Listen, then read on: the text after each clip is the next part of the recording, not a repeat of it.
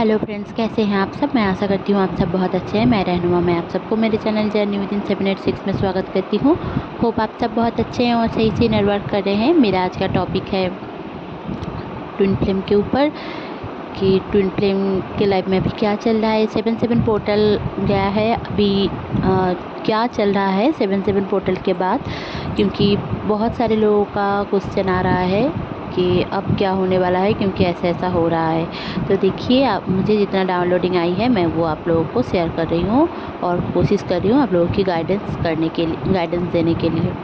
तो चलिए, बहुत ज़्यादा बातें ना करते हुए शुरू करते हैं। देखिए, जो डीएफ है बहुत ज़्यादा डिप्रेशन में जा सकती है इस दौरान, क्योंकि उनके अंदर जो स्टक एनर्जी है कई सालों से वो सारी उभर कर सामने आ रही है। ये जो हो रही है ये क्लिनजिंग के लिए हो रही है। जैसे कि मैंने पहले ही बताया था कि आप लोग पावर में आओगे और अगर इम्बैलेंस होगे तो आपका पावर भी काम नहीं करेगा। मतलब आपके पास पावर तो है चेंज करने का, आप चेंज कर सकते हो, बट पावर को समझोगे तब ना जब आप बैलेंस होगे। बट आप बैलेंस ही नहीं हो तो कैसे समझोगे। तो ये सारी प्रॉब्लम्स हो सकती है इस दौरान, क्योंकि देखिए पावर तो हाई है डीएफ के अंदर, फेमिनिन एनर्जी भी हाई हो रही है। बट हो क्या रहा है, जो एंसेस्टर इशू है और जो आपके खुद के कार्मिक इशू हैं और जो पास्ट लाइफ के भी इशू हैं, सारे चीज़ एक साथ इस दौरान धीरे धीरे करके आपके इमोशनल लेवल पे आएंगे। तो आप क्या कर रहे हो ना, जो डीएफ हैं वो कभी रो सकती हैं। उनको ऐसा लग सकता है कि मुझसे कुछ नहीं होगा, मैं क्या करूं, मेरी ज़िंदगी तो झंड हो गई है। मेरी मतलब ऐसा नहीं है कि वो कुछ करना चाहती है, ऐसे ही थॉट आ रहे हैं, क्योंकि बहुत सारे डीएफ हैं वो समझ नहीं पा रही हैं कि उनके लाइफ में ऐसा हो क्यों रहा है और डिप्रेशन में बहुत ज़्यादा जा सकती हैं। अपने डीएम के साथ झगड़ा हो सकता है। जो लोग भी सेपरेशन में नहीं हैं और बहुत ज़्यादा झगड़ा करेंगे तो सेपरेशन हो जाएगा। तो इस दौरान आप लोग अगर झगड़ा ना करें तो बेहतर है, क्योंकि आप इम्बैलेंस हैं तो आपके साथ आपका डीएम नहीं रहना चाहेगा। क्योंकि जब भी आप इम्बैलेंस रहोगे, नेगेटिव होगे, आप पॉजिटिव नहीं रहोगे, इस रिलेशनशिप को लेकर, ट्विन फ्लेम रिलेशनशिप को लेकर नहीं आप समझोगे, आप एडवोकेट हो, तो डीएम भी नहीं समझेगा वो 3D लेवल पर। तो आप देखोगे आप दोनों की बात कम हो जाएगी, आप लोग एक दूसरे से मिलना छोड़ दोगे, एक दूसरे को लेकर गलत गलत सोचने लग जाओगे। तो ये जो सारी चीज़ें हो रही है इसका एक ही मतलब है कि आप क्लियरिंग नहीं कर पा रहे हो। ठीक है, आपको क्लियरिंग करने की ज़रूरत है, क्योंकि अगर आप क्लियरिंग ही नहीं कर पाओगे तो आपके साथ होगा क्या, आपके साथ होगा ये कि आप कहीं ना कहीं सब कुछ गलत सोचने लग जाओगे। आपके साथ जो भी अच्छा हो रहा है वो आप देख नहीं पाओगे। तो इसका एक ही सल्यूशन है कि आप खुद में रहिए।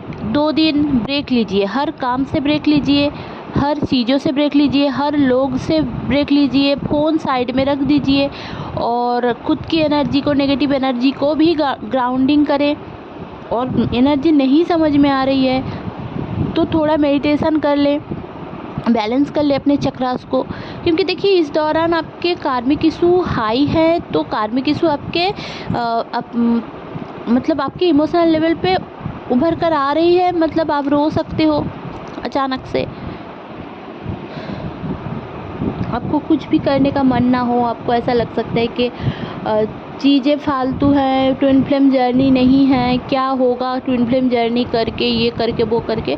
मतलब इतने साल तक अगर आपने कुछ सीखा है, समझा है, तो सब कुछ आपको लगेगा कि फालतू की चीज़ें हैं। ठीक है, और आपको नींद ना आए। ऐसा भी हो सकता है कि 4 बजे आप सो रहे हो, 5 बजे सो रहे हो और डीएम से दूरी बना लो। कोई जैसे आपको बोल रहा है कि ये तेरा डीएम नहीं है और ड्रीम में आप चेंज करते हुए देखोगे अपने डीएम को, या फिर ऐसा कर देख सकते हो कि कोई 2 सांपों का लड़ाई हो रहा है, या फिर ऐसा भी देख सकते हो कि किसी की मैरिज हो रही है, आपकी खुद की मैरिज हो रही है किसी और के साथ। ठीक है, डीएम के साथ नहीं, ऐसा हो सकता है आपके साथ। क्योंकि देखिए इस दौरान आपकी चक्र इतने इम्बैलेंस हो सकते हैं कि आप उस पावर को ले ना पाओ। देखिए, आपको पहले मैंने बताया था ना कि अगर एक बॉटल है और उसमें पहले से ही ब्लैक कलर के और नेगेटिविटी भरी है, ब्लैक कलर के वाटर है, तो उसमें कितने भी पॉजिटिविटी या फिर पानी भर दो फिर भी वो ब्लैक ही हो जाएगा वो पानी, है ना। तो पहले तो वो ब्लैक कलर का पानी कम करना होगा ताकि उतना आपको नेगेटिव ना कर पाए, या फिर पूरा ही क्लीन करना होगा।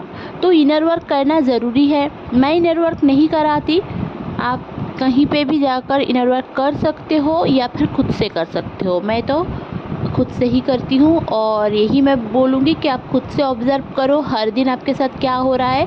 ये चीज़ सोचो कि भगवान जो भी कर रहे हैं आपके लाइफ में उसका कोई कारण है, रीज़न है। विदाउट रीज़न आपके लाइफ में कुछ भी नहीं होता, एक पत्ता भी नहीं हिलता और ना ही हम सांस ले पाते हैं विदाउट रीज़न। तो आपको समझने की ज़रूरत है ये पर्टिकुलर स्पिरिचुअल रीज़न क्या है। आप लोग साइंटिफिक रीज़न अगर निकालोगे तो आपको समझ में नहीं आएगा। आपको स्पिरिचुअली सोचना पड़ेगा कि ये भगवान ने मेरे साथ क्यों किया, ये सीन मेरे साथ क्यों हुआ। तो ये थी डीएफ के बारे में, और भी मैं बताऊंगी। अब चलिए जान लेते हैं डीएम का क्या चल रहा है। देखिए, डीएम बहुत ही ज़्यादा एक टेंशन की एनर्जी में है कि उनको ऐसा लग रहा है कि उनका जो डीएफ है वो कहीं उसको छोड़ के चले ना जाए, समझे ना। तो उनको ऐसा लग रहा है कि वो कभी छोड़ के तो नहीं चले जाएगी ना। तो ये वाला एक सीन मुझे दिख रहा है। तो आपको ये समझाने की ज़रूरत है अपने डीएम को, या आपकी एनर्जी को इतनी हाई रखनी है कि उनको समझाने की ज़रूरत है कि लाइफ में कुछ भी हो जाए, लाइफ कुछ भी अच्छा करे आपके साथ, फिर भी आपको समझना है, बुरा करे फिर भी आपको समझना है। इस टाइम जो लोग भी 30s या 40s के एज में हैं, जो भी डीएफ या डीएम हैं, उनके लाइफ में एक डेथ को लेकर टेंशन रहेगा। जैसे कि सुइसाइड अटेम्प्ट करने का मन हो सकता है, या फिर नेचुरल डेथ हो जाए, ऐसा आप सोच सकते हो पूरे दिन के मैं मर जाऊं तो अच्छी बात होगी, ये अच्छा होगा, वो अच्छा होगा, ऐसे करके आपको लग सकता है। तीसरी बात, किसी का मरने का डर हो, मम्मी पापा, घर वाले या फिर दादा दादी, कोई भी, ये सारे चीज़ भी क्लियरेंस के लिए ही हो रहा है। क्योंकि ये जो फियर है ये भी एक सेपरेशन कॉन्शसनेस है। आपको समझने की ज़रूरत है, भगवान सोल दिए हैं किसी बॉडी में, वो अपने पास बुला लेंगे। जब तक उनका कर्मा है वो तब तक करेंगे, और जब कर्मा ख़त्म हो जाएगा वो चले जाएंगे इस दुनिया से। ये 3D वर्ल्ड भी एक दिन ख़त्म होगा, पर आपको उससे पहले भगवान की ओर जाना है। क्योंकि भगवान को आप जितना मानोगे, आप जितना भगवान की ओर जाओगे, तभी आप अपने ट्विन से मिल सकते हो। ट्विन फ्लेम जर्नी का एक ही पर्पस है, आपको भगवान से एक होना। आप जितना भगवान को अपने ज़िंदगी में उतारोगे, कितना भी भला टेस्ट हो, कितना भी बुरा लगे, वो टेस्ट सहन ना कर पाओ, कुछ भी ना हो, अकेला हो जाओ, आप अकेले हो जाते हो क्योंकि भगवान आपको अकेले करते हैं। क्योंकि कुछ देने से पहले वो आपको खरा सोना बनाना चाहते हैं, तो आपको जलना तो होगा ही, तभी जाकर आप खरा सोना बनोगे। अगर आप खुद में एक ट्विन फ्लेम हो, समझते हो, आप अगर एक्चुअली में एक ट्विन फ्लेम हो, तो आप देखोगे कि आपका बचपन से ही स्ट्रगल रहा होगा, हर एक चीज़ में, रिलेशनशिप में बहुत ज़्यादा रहेगा। क्योंकि आप एक्चुअली में एक ट्विन फ्लेम तो आज से नहीं बने हो, बचपन से ही हो। तो जब आप हमल में ही हो तब से ही आपका लिख दिया जाता है कि ना आप किसके साथ आपकी जोड़ी बनेगी। तो ये जो आप लोगों का जो रिश्ता होता है, जो मैरिज का जो कॉन्शियसनेस होता है, जो मैरिज का जो सोच रखते हो ना आप लोग कि किसके साथ मैरिज होगी, वो पहले से ही लिखा है। तो आप इतना सोचने की ज़रूरत नहीं है कि किसके साथ होगी, क्या होगा। हाँ, मुझे पता है कि हम सबको एक डिज़ायर रहता है, हमारा एक विल रहता है कि इसके साथ मुझे नहीं रहना है, इसके साथ रहना है, क्योंकि अभी जो लव मैरिज है वही ज़्यादा चल रहा है। तो देखिए, ज़्यादा चलने का कोई मतलब नहीं है। अरेंज मैरिज जो कॉन्शसनेस है वो अरेंज मैरिज का कोई सिस्टम ही नहीं है।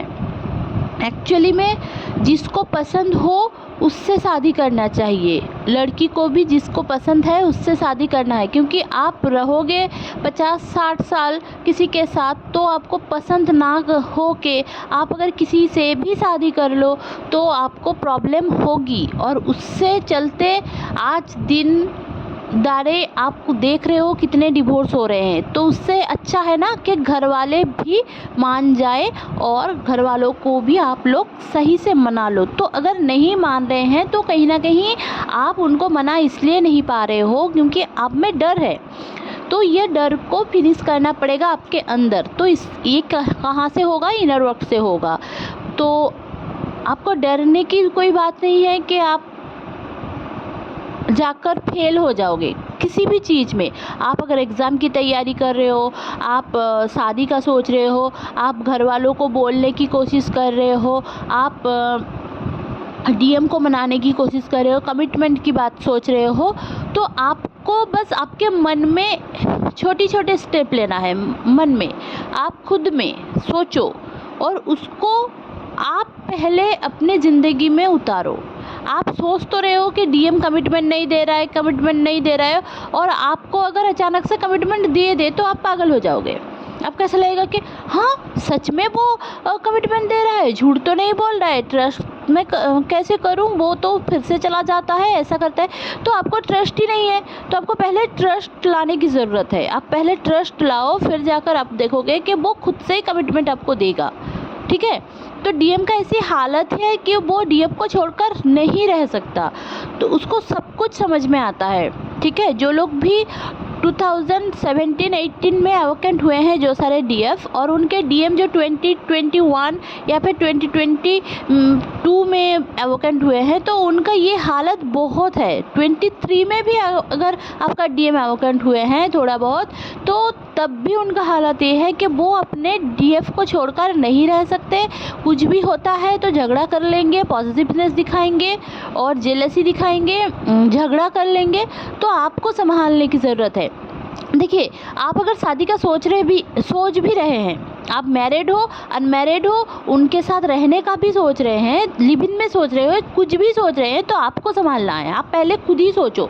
आप अगर बच्चों की तरह ऐसे करोगे तो आपका जो सामने वाला पार्टनर है, जो ट्विन है, तो उसको कैसे संभालोगे? उसके लाइफ में आपके लाइफ में अगर 10 प्रॉब्लम है, उसके लाइफ में हज़ारों प्रॉब्लम है। तो आप अपने खुद के 10 प्रॉब्लम सॉल्व नहीं कर पा रहे हो, तो उसका 1000 प्रॉब्लम प्लस आपका 10 प्रॉब्लम लेकर क्या सॉल्व करोगे? तो पहले इतना स्टेबिलिटी तो आनी चाहिए, है ना, आपके लाइफ में। तो आप इतना स्टेबिलिटी खुद के लाइफ में लाइए, अपने सोल पर्पस के ऊपर काम करें। फिनेंशियल प्रॉब्लम रहेगा, डीएफ का बहुत ज़्यादा रहता है, डीएम का भी इस दौरान है। तो आपको पहले छोटे छोटे स्टेप में आपके ज़िंदगी में करके जाना है, हार्ड वर्किंग करना है। ऐसा नहीं है कि मैरिज हो जाएगी, कमिटमेंट हो जाएगा, फिर जाकर सब खत्म एट द एंड, जैसे फिल्म में दिखाता है द एंड, तो ऐसे करके आप लोगों का ज़िंदगी का मकसद ख़त्म नहीं। आप ट्विन फ्लेम को पा जाओगे तब भी आपका मकसद ख़त्म नहीं होता है। आपको समझाना है कि यहाँ पे सब सोल है।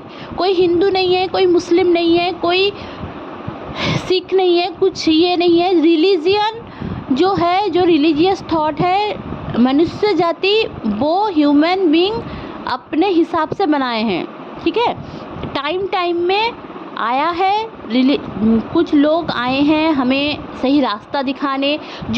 तो मैं ये नहीं बता रही हूँ कि सारे धर्म गलत है, नहीं, अल्टीमेट सोल है, ये मैं बता रही हूँ कि आपका खून भी लाल है, किसी और का खून भी लाल है।